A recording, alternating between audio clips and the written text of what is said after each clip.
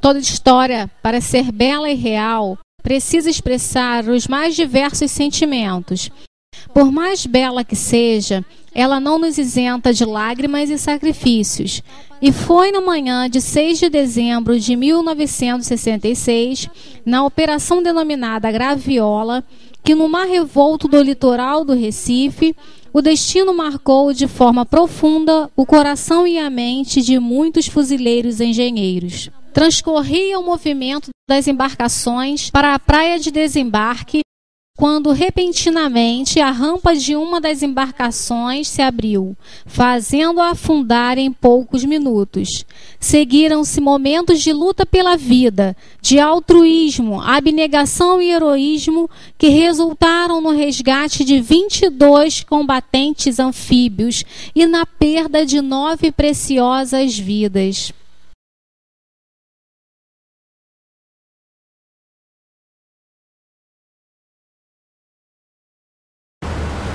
Tudo que ocorreu na Operação Graviola, todos os fatos, todas as coisas que aconteceram e que nós estivemos envolvidos em um certo ponto, tragicamente, nos moldaram mais ainda, nos amalgamaram, e foi uma coisa, a reação do fato ocorrido, eu creio que houve uma diferença muito grande antes da Graviola e após a Graviola.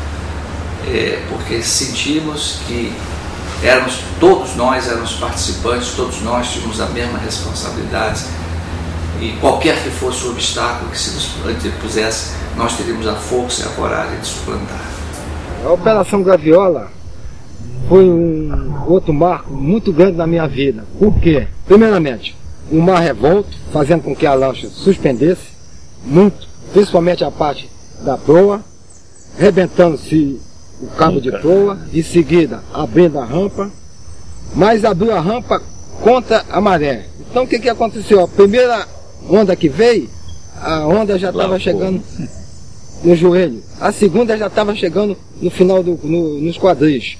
Então foi quando chegou a ordem que todos recuassem para a popa, a lancha cheia, tentando flutuar e não conseguia, e emborcou. Quando ela emborcou, ela começou a descer, com todo o pessoal que não tinha conseguido sair, né? Afundando com ela. Então começou a espirrar com a pressão da água. Quem podia se espirrar do fundo d'água para subir, subia. Quem não conseguia, foi descendo, se batendo com outra, até aconteceu a morte.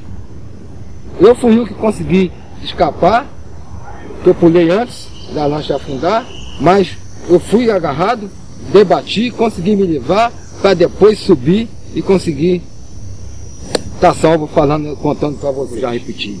Foi caixas, pessoal da cozinha, fuzileiros, marinheiros, todos se jogaram na água para tentar salvar quem pudesse. Independente de graduação, todos foram solidários naquela hora. E imediatamente, a partir dali, foi interrompido a operação. Então, a partir daquela data, foi criado um memorial em homenagem aos mortos, e passamos a cultuá-los todos os anos.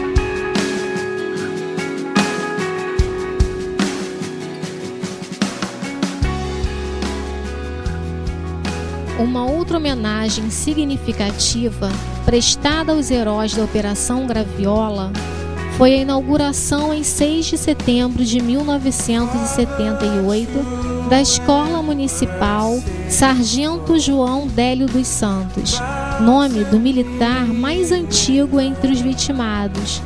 Desde então, um forte laço se estabeleceu entre a escola e o batalhão, o qual a apoia na manutenção das instalações e com ações cívico-sociais.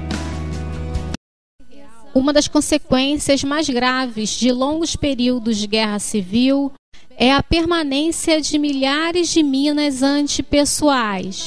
Esse emprego indiscriminado, além de inutilizar terras potencialmente produtivas, mutila centenas de civis ao longo dos anos.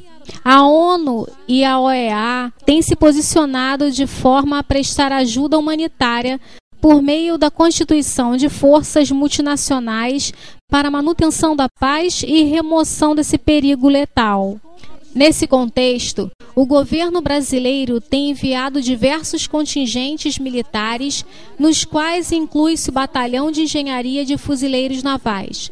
A Guatemala, Honduras, Nicarágua, Costa Rica, Equador, Peru e Angola são exemplos da participação marcante dos nobres engenheiros fuzileiros que elevam o nome do Brasil no cenário internacional e contribuem para a melhoria socioeconômica de nações amigas. No Haiti, país sob a administração da ONU, os destacamentos de engenharia de combate têm a missão do tratamento da água para os grupamentos operativos de fuzileiros navais. Tais missões têm apresentado tamanho sucesso a ponto de ter destaque na mídia, como foi no caso de Angola. O perigo que se esconde sob a terra. O Fantástico percorre os campos minados de Angola. Cada passo tem que ser muito bem estudado. É uma mina de uso antipessoal. Ela tem 120 gramas de explosivos, uma carga suficiente para estraçalhar a perna de uma pessoa. Calcula-se que existam 10 milhões de minas desse tipo espalhadas pelos campos de Angola. Elas permanecem ativas durante no mínimo 20 anos e representam uma ameaça, principalmente para os agricultores. 40 fuzileiros navais do Rio de Janeiro, integrantes da Força de Paz da ONU, ajudam a retirar as minas colocadas pelos dois lados em conflito durante os 20 anos da Guerra Civil em Angola. É um pouco tenso, mas procuramos fazer com a maior segurança possível, tranquilidade, até mesmo porque